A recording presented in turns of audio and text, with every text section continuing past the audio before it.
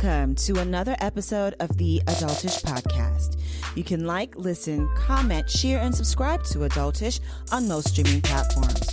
You can also find Adultish on Twitter at AdultishP0DCAST.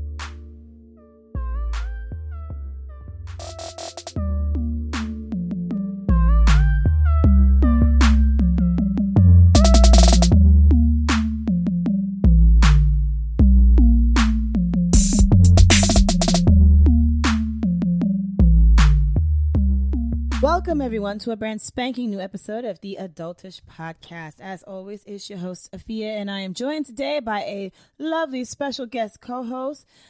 We've missed her for a while. We've, been longing for her beautiful, luscious voice, her rich, velvety, don't lie, your rich, velvety, smooth. It's like a Brillo pad. Voice to come back. Please give a large round of applause to Miss Tatiana Luv. Welcome back, darling. How you doing? What's cooking? How's everybody? Everyone is okay now that you're back. Now that you're out here. I'm out here. Yes. I'm here. So you're here, Finally. but we want to know where you've been now. Everywhere. A lot's been happening that I needed to take care of Tati first. How to handle some business, how to do a lot of adjusting personally and professionally. So now that my time slot has changed as well at work, that made a big difference. I'm back to a normal 9 to 6 schedule. Whoop, whoop. I'm not a vampire anymore. It's been a lot, so it's a lot going on, and all the stress that's been happening.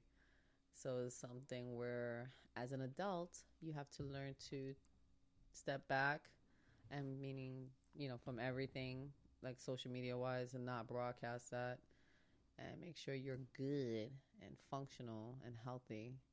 And once all those boxes have been checked, I'm like, you know what? It's time to make some comeback moves and come on back. Yes, and we are super thankful that you are making this comeback. Thanks. Woohoo! I'm very excited. I miss you guys. Oh, we miss you too. I'm really mad that Vincent is not here. But, I'm going to keep that to myself. I'm not even going to mention that. We're not even going to, keep that part. Facts. Facts B. Just saying. So before we jump into today's topic, I just wanted to do one thing, which is apologize for my voice, you all. Nothing wrong with it. Welcome to the Raspy Crew. I know. Welcome to the Raspy Crew. It's nice. Where everyone confuses you for a dude. Everyone I get a lot of sirs. Confuses you for a dude. No, as Tati was talking about, working on her health and stuff, my health has been working on my nerves and just been doing the opposite. It's been doing the complete opposite. Oh, why? Been having all kinds of apparent allergy doesn't tell you how it's affecting me.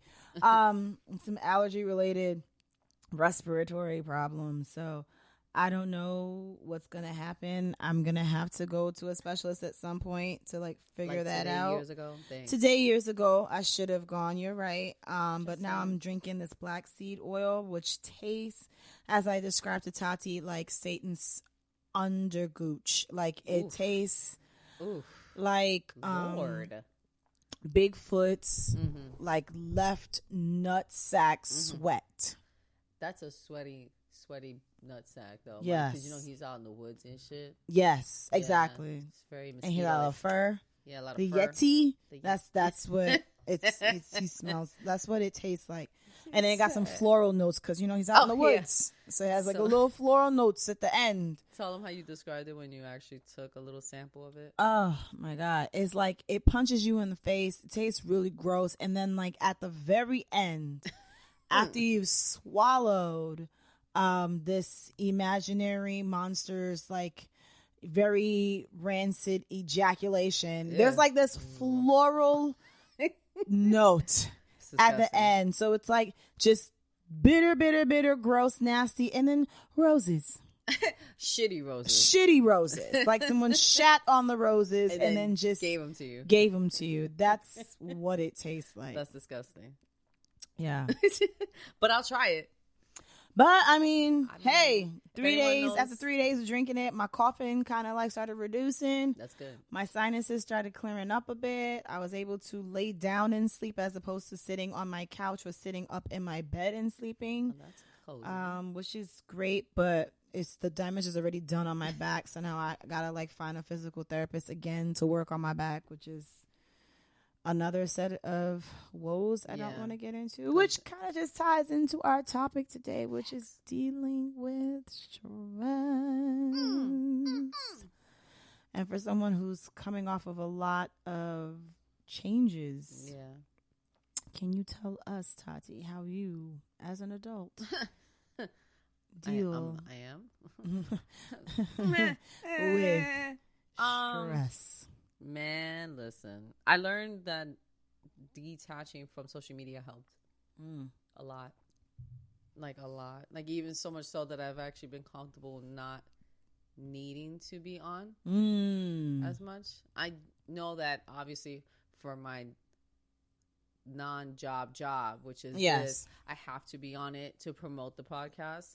But and of course her candles, bougie candles, which you can find online. You're welcome.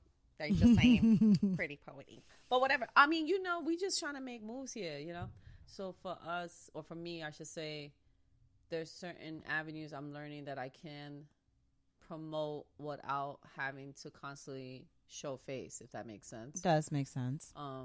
Because of the stress that I was enduring for these couple of months was just something where I'm like, okay, I have to detach, I have to focus, and it's always a nice distraction to be on social media, because that's pretty much what we, do it for. Is to kill time and to also get a quick synopsis of what's happening in the world. But on the same token, I had to learn that it's not about that. And that's not going to help me stand on my little soapbox and tell everybody, I'm mad and I'm sad and hear me roar.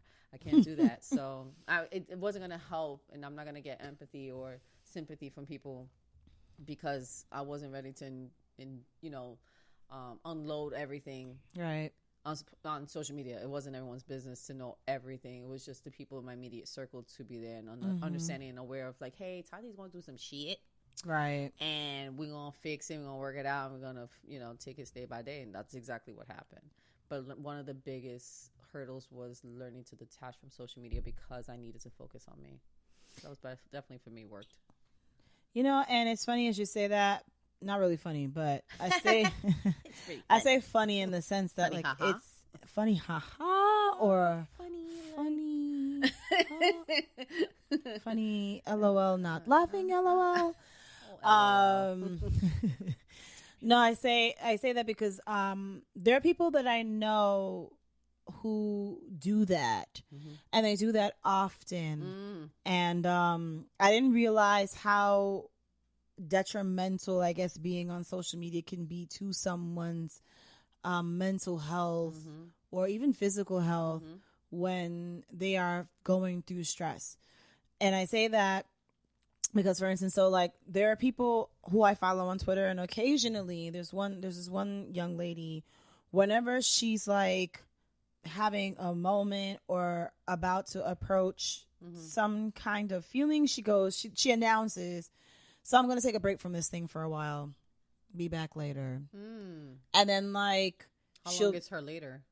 She'll probably be gone for like 2-3 weeks and then come back. And I think for her, like, it's refreshing because every time that she comes back, she talks about how by her taking a break from social media, she was actually able to like live her life and do what she had to do. I agree.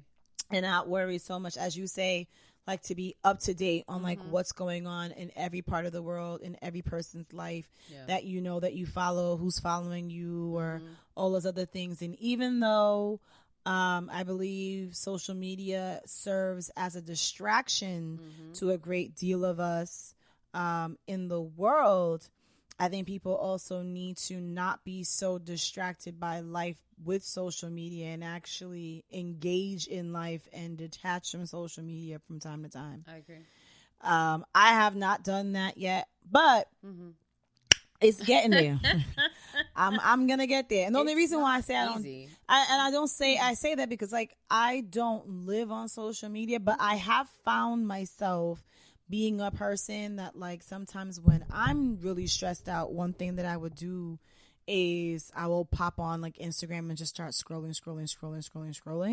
And then I started as of late because I'm going through my own like mental health checks right now. Yeah, exactly. I'm noticing I'm getting angry when I scroll through social. Like I'm getting angry. Yes. Like I'm seeing people being happy and running the rivers of Bangkok and traveling here and hugging and taking trips to here and there, and I'm like, fuck y'all. Like I want to relax. Like I want to hug a penguin. I want to hug a penguin. I mean, like shit.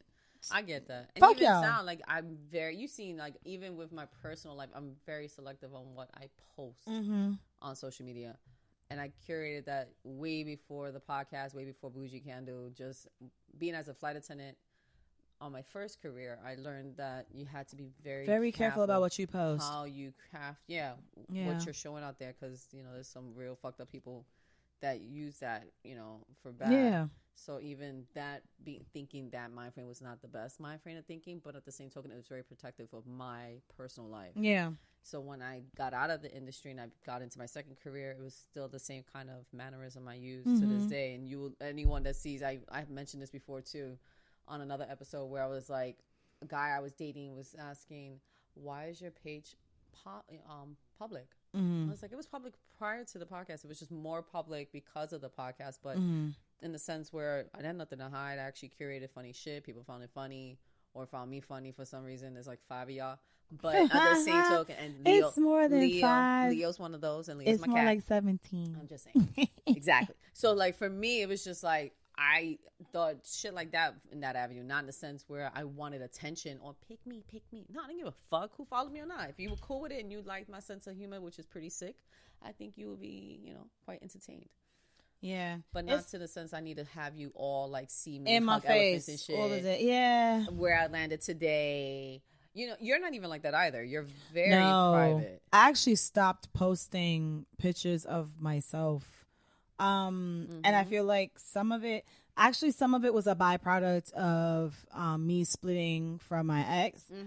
And the other part of it was also me kind of getting into a mindset of people who know me will see me, so I don't really need to post shit of myself. Yeah. Like, I know what you mean. If we hang out, like if you love me, if you're my friend, and if we do things together, then you will see me on a daily, or you'll see me often enough that like we don't have to live a friendship or have a friendship through social media. Yeah.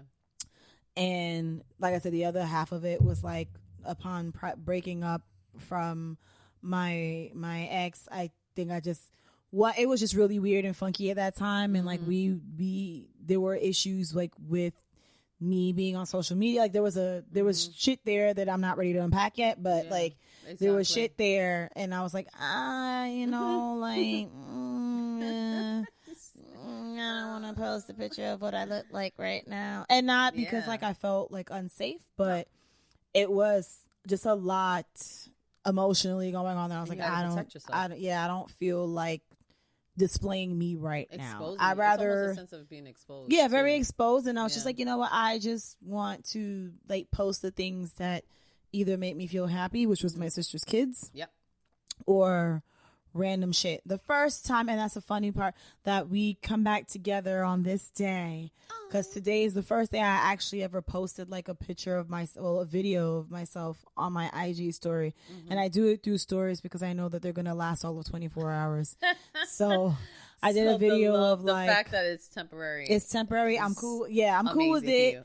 And this was again the first time like in a really long time that I posted a video of myself, like of me posting myself. Like I've had 2 videos in the past where like coworkers posted and I reposted that. Yeah, that's different.